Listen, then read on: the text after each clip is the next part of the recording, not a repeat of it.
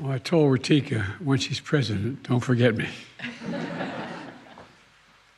Ratika, thank you for that introduction and your beautiful artwork. You all see the artwork? Can you see it up here? It's on the right side. I don't know whether you can see it. And thank you to all of you for the climate scientists and experts who are here today and all across the country who have contributed to this critical endeavor. I particularly want to thank Allison Crimmins, who put together the team to write this report and what we're releasing today. It was an easy thing to do, not much to it. Only about 700 people you had to get in line. Well, more than 30 years ago, Congress passed a law that called for a detailed scientific report on the impacts of global changes in the environment. Since then, these assessments delivered to the Congress and the President have been the go-to resource in America for information on climate change and for developing climate solutions. Today, I'm proud to announce that my administration just released the 5th climate assessment on our nation's history. It didn't just come out of thin air. Written over 4 years, 750 authors and experts, thousands of American contributors from every single state in the nation, as well as several territories and tribes. It's the most comprehensive assessment on state climate change in the history of America. And it matters. This assessment shows us in clear scientific terms that climate change is impacting all regions, all sectors of the United States, not just some, all. It shows that communities across America are taking more action than ever to reduce climate risks. It warns that more action is still badly needed. We can't be complacent. Let me say that again. We can't be complacent. We have to keep going. Above all, it shows us that climate action offers an opportunity for the nation to come together and do some really big things.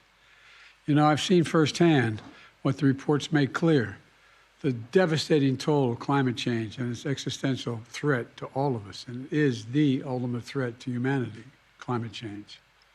I've walked the streets of Louisiana, New Jersey, New York, Florida, Puerto Rico, where historic hurricanes and floods wiped out homes, hospitals, houses of worship, just wiped them right off the map.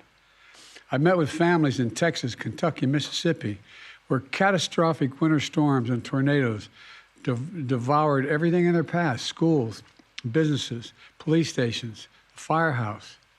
I've seen firefighters in Idaho, Maui, and New Mexico, California, Colorado, where wildfires destroyed whole neighborhoods and sacred tribal sites, spreading smoky haze thousands of miles and forcing millions of Americans to shelter indoors and unsafe air to breathe. Look, and by the way, and I've flown over all these areas in helicopters. They tell me that more of our forest has burned to the ground than make up the entire state of New Jersey. The entire state. Some say Maryland, New Jersey, but the point is, that's just gigantic and has incredible impacts. Record temperatures in Texas, Arizona, and elsewhere are affecting lives and livelihoods of more than 100 million Americans. And this summer and this fall have been the Earth's hottest since the global records began to be kept in the 1800s. Think about that.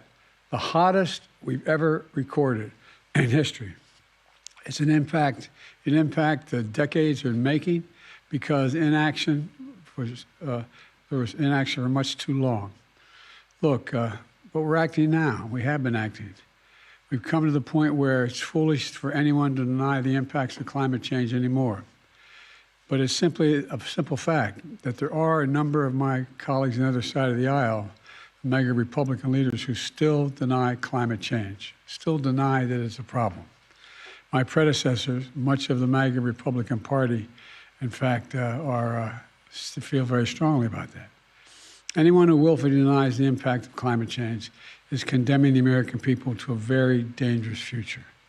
The impacts we're seeing are only going to get worse, more frequent, more ferocious, and more costly. Last year alone, natural disasters in America caused $178 billion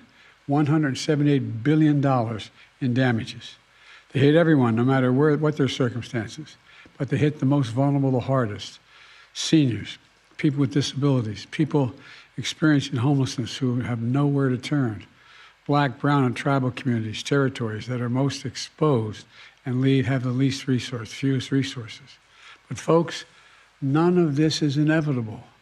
None of it's inevitable. From day one, my administration has taken unprecedented climate action. We're working with everyone from mayors to county officials to entrepreneurs to academics, business leaders, labor leaders, tribal leaders. We're focused in all parts of America, cities, suburbs, small towns, and rural communities and tribal nations. And here's how. We're using a law I got passed when I first came to office called the American Rescue Plan to help states and cities become more resilient to climate change, promoting energy efficiency by weatherizing homes, reducing flooding by building infrastructure to handle storm surges, opening cooling centers impacted in centers where there's particular great heat impact and people need a shelter. Tomorrow is the anniversary of the Bipartisan Infrastructure Law, which I signed 2 years ago, and the most significant investment in our nation's infrastructure in American history. Roads, bridges, ports, airports, high-speed internet. It delivers clean water to your community, lowers your energy bills, upgrades your electric grid, so you don't have to power them, so you don't have to lose power, I should say, when storms and heat waves hit. The CHIPS and Science Act I signed last year. Excuse me. I signed last year. Excuse me. I signed last year. Positions us to lead in semiconductor manufacturing and innovation, which is critical to clean energy development and deployment. Semiconductors are those small little computer chips you all know, the size of the tip of your little finger, that power everything in our lives, from smartphones to appliances. We invented those chips. We invented them. Where the other countries started making them. And we weren't. Not anymore. We're making these chips here in America. And my Inflation Reduction Act is the most significant climate investment ever anywhere in the world. Among many things it does, it offers tax credits to make your home more energy efficient, upgrading windows and doors to keep drafts out and heat in, tax credits to installing electric heat pumps and solar panels on your roof, saving hundreds of dollars in your family bills, tax credits to buy electric vehicles as we build the electric vehicle future here in America. We're transforming clean energy development that's threatening good-paying jobs, including union jobs, in all of America.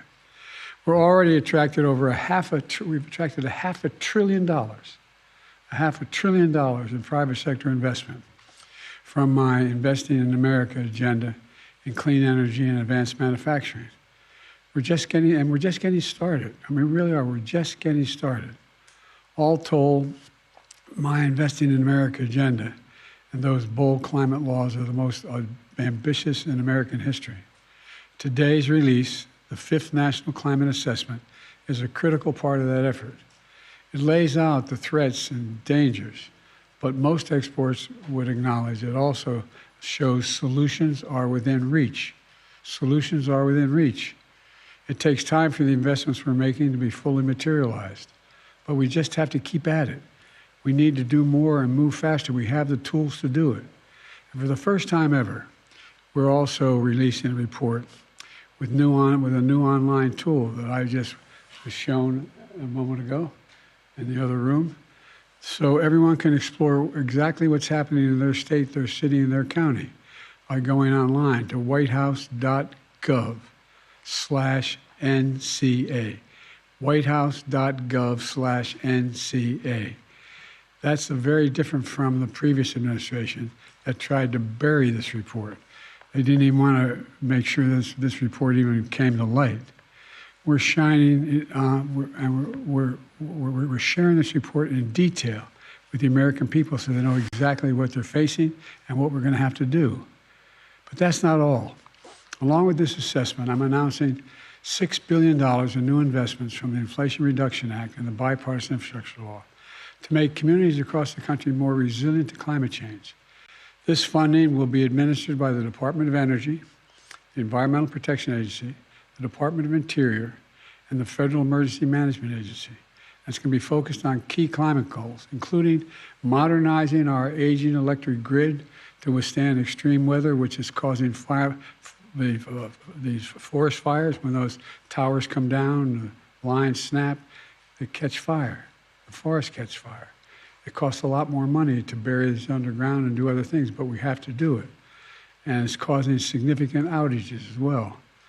Reducing flood risk in communities, improving drought resilience, supporting conservation for our national parks. I've already been able to conserve 21 million acres of our most precious and sacred lands and waters just thus far, just in the first 2.5 years. And advancing environmental justice for disadvantaged communities, because they're the ones always left behind. Let me close with this. Last week, I stopped by the White House Demo Day to meet with the scientists and experts overseeing groundbreaking and cutting-edge science and technology that my administration is funding right now, right here in America. It was truly inspirational hearing from experts from all across the government, the private sector, and academia, touching on so many fields. I saw a prosthetic arm that can sense touch and is controlled by one's thoughts. Prosthetic arm. It's just like your head. You think you want to move your finger, well, it worked out. You think he wants to move his hand, you can do it. It's an incredible breakthrough. Electric heat pumps to help old homes transition to clean energy homes of the future. Robots for ocean exploration that survey marine life along unmapped seafloors where barely any light penetrates, and so much more. It was a reminder, at least for me, of what I've long believed, that America can be defined by a single word. I mean this sincerely.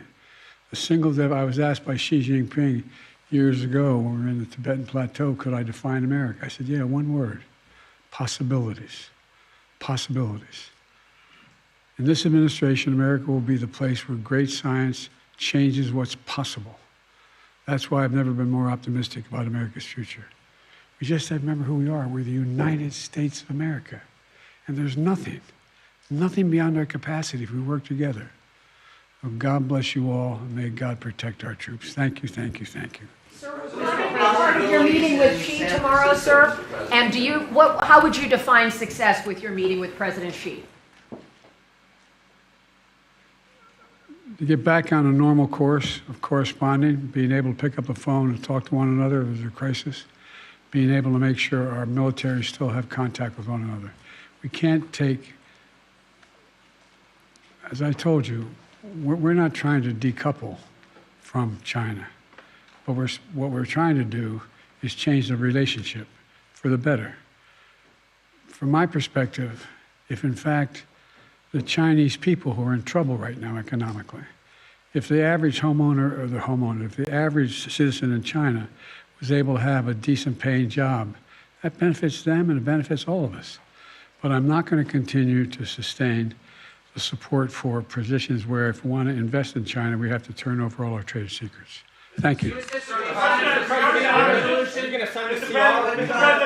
what are the Mr. President, can you address the possibilities? hostages directly and give them a message of hope and resilience in these troubling times? Yes, I can. I've been talking with the people involved every single day. I believe it's going to happen, but I don't want to get into detail. What's your message for the families? Hang in there. We're coming. Will you sign the CR? Mr. President, there's a report What do you like about it? reporting that Israel and Hamas are close to a deal for the release of 70 of the hostages. Is there anything you can add to that? No. Thank you. Will you sign the CR?